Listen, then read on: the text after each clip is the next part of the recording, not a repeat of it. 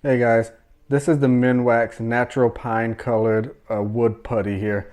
So just to know, it's not like a wood filler that you would go back and sand and then stain over. The purpose of this stuff is to use after you already stain your project. You take this, if there's any like nail holes, it's maybe you have like trim or something, you have some nail holes, you take your putty just a little bit and you kind of smear it and smooth it in the hole. So you don't go back and sand it down. You just wipe it off with a damp cloth. So you can see, I mean, this is kind of the color of it.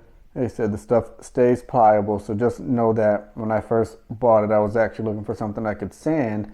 But I bought this and I've been able to use it anyway, just on different projects. So the stuff is really cool and it works really good. Um, so I just wanted to give you a heads up and let you see what you're actually getting before you went ahead and made the purchase. So you wouldn't be disappointed if you were actually looking for something that you would sand down and stain or paint over.